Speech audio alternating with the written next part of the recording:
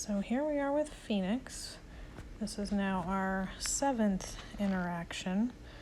The wash rack video before this was our 5th, and that was taken on a Saturday. Then Monday we went ahead and did another session, which was interesting. I'll leave some notes about that in the description of this video. This video was on a Wednesday, so I don't want to drill the wash rack thing, so we do some different stuff today. We end up starting showing the catching. So when I entered the pen, I approached him, kind of came at an angle so I could catch his eye, and then he noticed me, walked right up, so I let him do that, which I thought was great for him. He doesn't always do that, so I liked that quite a bit. He's a little mouthy with the haltering, and that's just sort of how he is. For him, this is actually a very mentally quiet place. I'm very happy to see that he is feeling that way when he's in turnout. In the first video, if you saw, he would definitely spend some time pacing and not always enjoying turnout, so I'm glad he's this calm and willing to, come up and be haltered. If he has a little nibbly feelings, that's not a big deal at this point. So we can see how quiet he is here. Can stand and be on his own. He is tempted to nibble on that rope anytime it's near his mouth.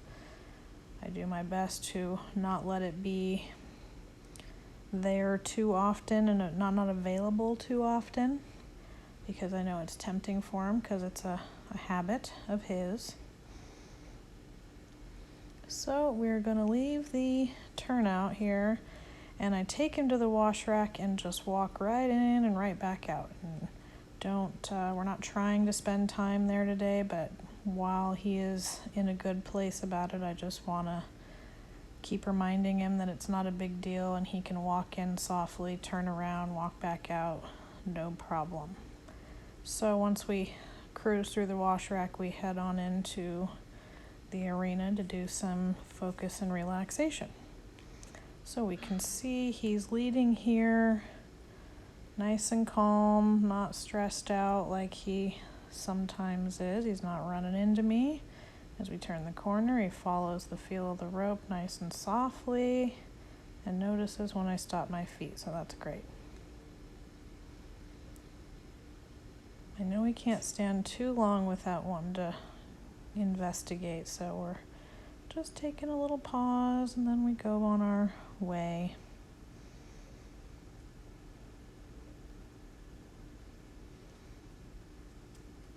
Goes right into the wash rack without hesitation. I'm not really trying to work on that today. I just want to make sure it stays a no big deal kind of event for him.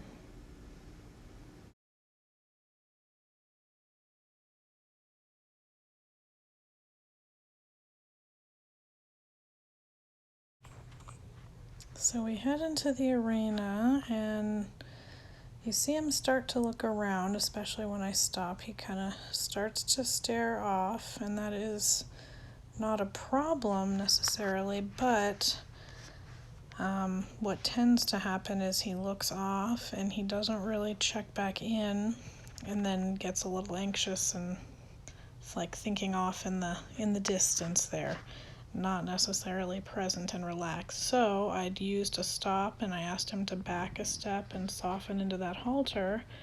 We've worked on that quite a bit, so he lowered his head right into that, and he just was present and calm, more calm for a moment. He did feel the need to chew the rope a little when he was down there, but no big deal. So I see if he can stand a little more, and he looks off a little bit, but this time instead of asking him to soften again, we walk off, and that also brings his mind back to the moment and what we're doing. Stop, just soften. He's gotten to where he can soften to the feel of my hand or soften to the feel of the halter. And then I just draw away from him, trying to get him to notice me, and there he looked, and I stopped my feet. He did not, though, as we can see, so I just kept that feel of the halter until he came off of the feel of the halter there. And that's not really at all what I want a stop to look like if I'm drawing a horse and stop my feet, but he's not very far along with this, and at the moment it's more about just bringing his mind to me. There, he gave me his right ear, and then he looks and I say, hey, do you want to stand and hang out again?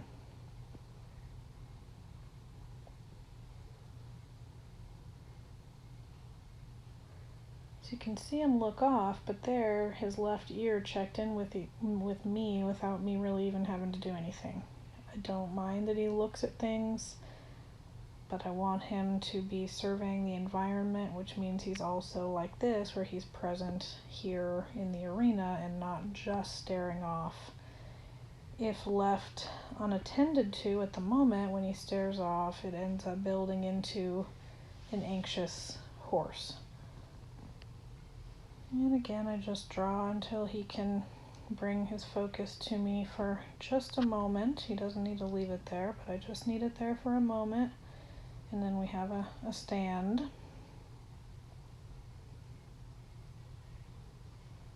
He likes to kind of rub his head into the itches, and as long as he's not pushing into me, I don't mind if he kind of tries to guide my hand on where it goes and where he wants it on his face, but I definitely don't want any pressure pushing into me. Now there he steps in towards me and wants to nibble, and I think he just needs a little help letting some things out, so we go to a haltered release here. And I just barely set my finger on the bar of his mouth, so there's no teeth there, and I'm not pushing or doing anything. I just hold it there and let him work his tongue until he can bring his tongue all the way out of his mouth.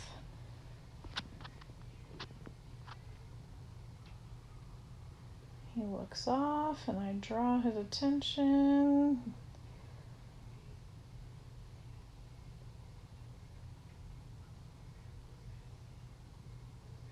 So as far as the nibbling goes, he's not in trouble for the nibbling. He does the nibbling as a way to kind of self-soothe.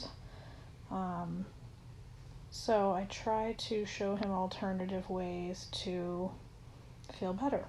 I think he's just trying to feel better or pacify himself. And I'm trying to get him to figure out other ways to feel better without necessarily having to chew on things. I help him with that with the haltered release for now. Ultimately I want him to be able to do it without me coming in and doing that, but at the moment it is something that works for him.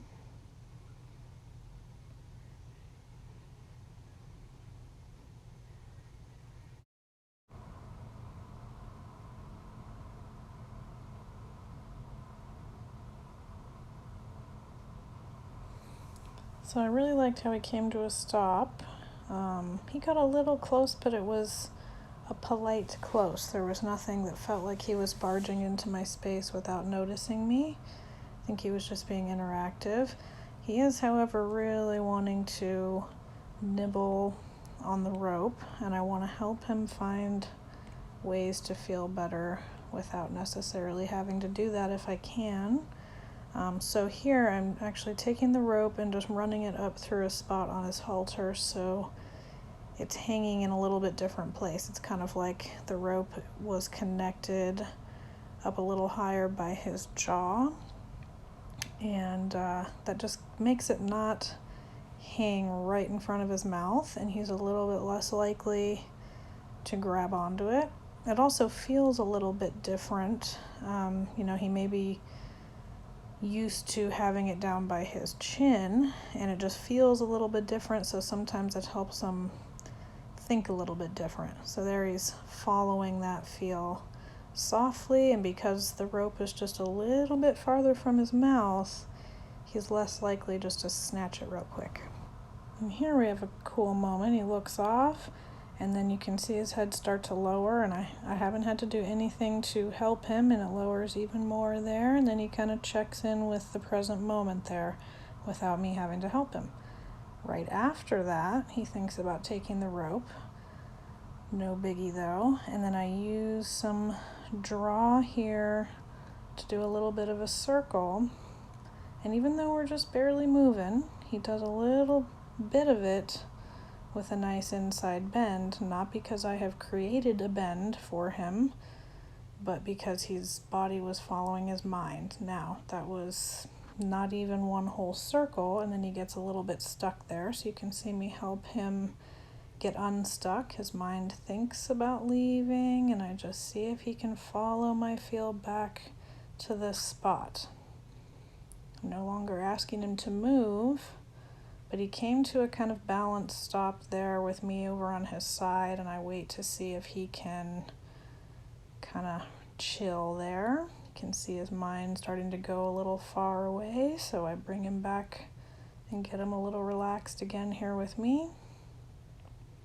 And while we're stopped, we're going to go ahead and switch the sides and just see what his movement looks like in a little circle on the other side. He's not really capable of doing normal groundwork yet, where we might do circles and work on different things. He's just not ready for that, but it is good to do just a little bit of a draw and a little bit of a circle and see what kind of things his body does. His body tells us a lot of what's going on in his mind.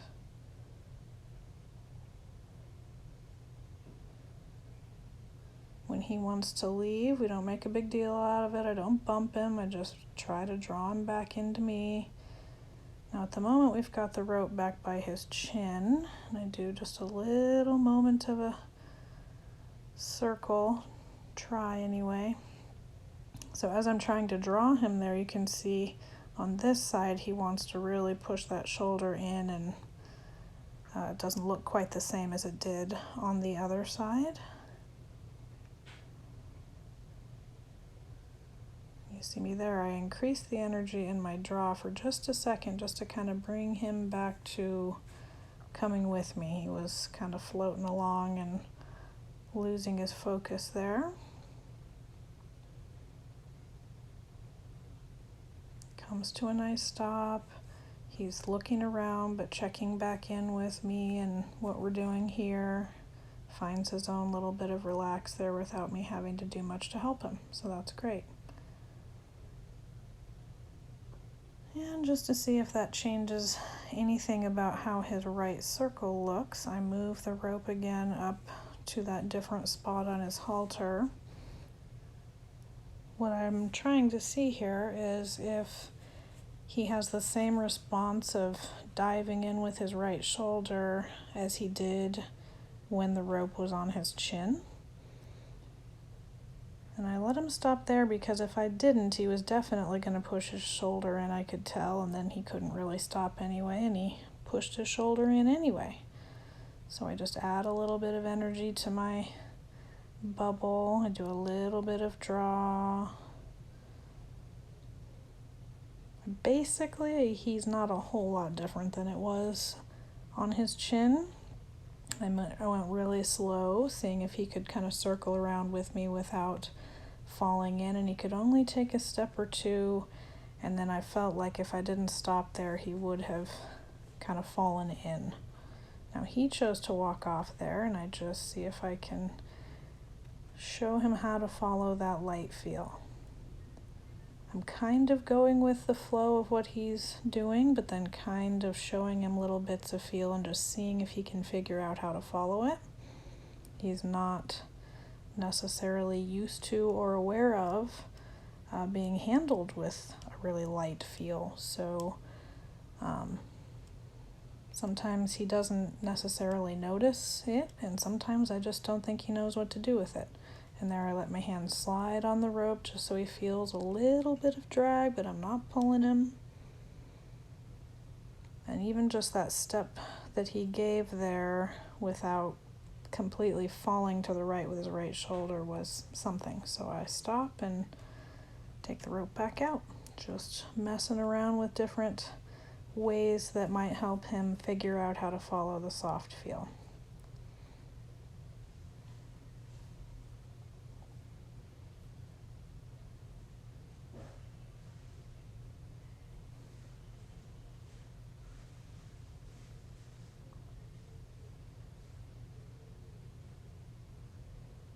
So he's looking out, but he does keep that ear on me. Now didn't love how he kind of pivoted in so quickly when I started to draw. Wasn't exactly what I was going for.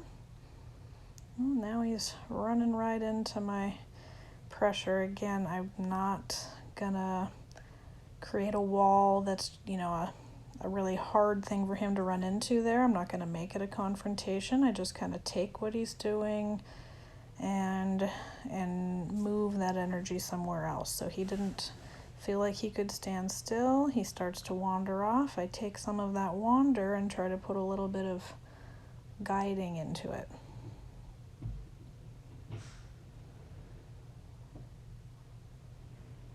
It's not going to work for every horse, first of all, but that's definitely not what we would do forever. But for as anxious as this guy can be, we really have to do some different things to slowly chip away at it and help him feel better.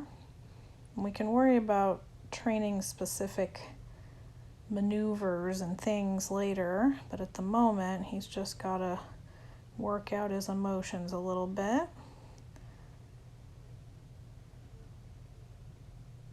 There he goes to leave and kind of runs into the end of the rope.